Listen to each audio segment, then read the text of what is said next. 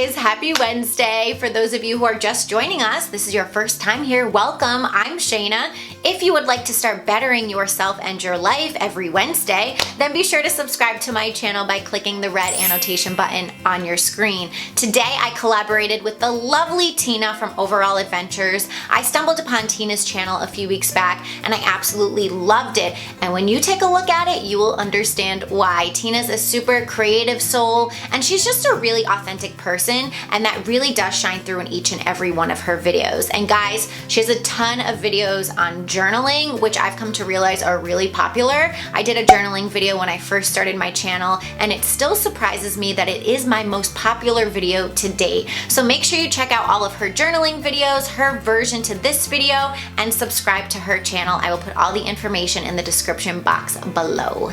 Tina and I are talking about what to write in a journal. There are a ton of things to write in journals, so I'm just gonna throw a bunch of ideas at you guys, see which one feels right, which one seems to stick, and then just run with it. I'm Shaina, and I love sharing ways on how to better yourself and how to create a beautiful life. The first one, a daily journal. This is probably the most old school version of journaling, but people still do it. It's basically when you live your day to day and then you write about it. You write about what you were doing that day, who you were with, what you were feeling, and so forth. This is cool if you want to have a record of your life to look back on, right? You're like, ooh, what did I do on April 4th, 2011? Oh, I was swimming at the pond with my family. Like, that just popped into my head. I don't even know. I don't even really like swimming in ponds. I don't even know what I'm talking about.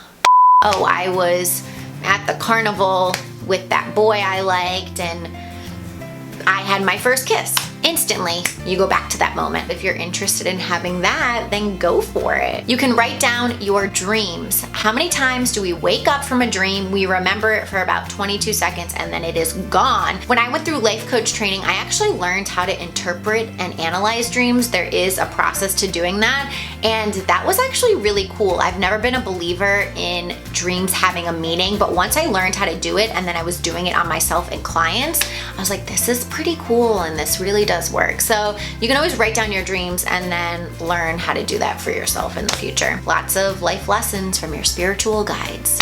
I don't know if it's from your spiritual guides, it's from your subconscious. Yes. The next thing you can write down are your frustrations. What is bothering you right now? You want to take all of those pent up emotions and feelings and just get them out of your body and onto paper. It really is an instant stress reliever, and the journal really can act like your personal therapist or life coach. Ideas. I recommend getting one of those pocket-sized notebooks or journals and jotting down an idea whenever you have it.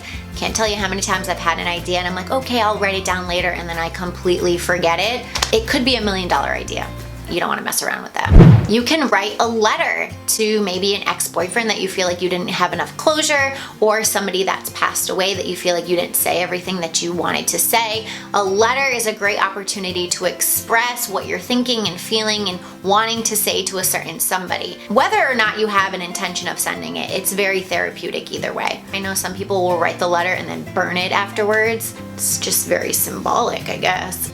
You can do a thought download. This is when you set a timer for 1 to 2 minutes and you just rapidly write everything that's coming to you. It's really a great way to reduce all the static that's going on up there and really a chance to quiet your mind. Art journaling. If you Google images of art journals, they're actually really cool. This is where you can draw images in your journal of how you're feeling in the moment. You can write short stories or poems or even songs, really anything that speaks to you in that creative form. Ideal day. This is when you allow yourself to daydream a little bit. You imagine what you want your life to look like 5 to 10 years out, and then you write all about it from the time you wake up to the time you go to bed in vivid detail and description.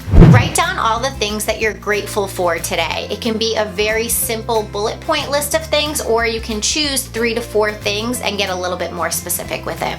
This is a great opportunity to create a bucket list, a list of things you want to do before you leave this beautiful earth one day. It can be a list of 25, 50, 100 things. I just found it a little tricky to come up with all of my things in one sitting, so it might be that type of journal entry that you have to revisit over and over again until you have your complete list. Write down your goals and dreams. Journaling is a great way to get more specific about what you aspire to do and aspire to be out in the world.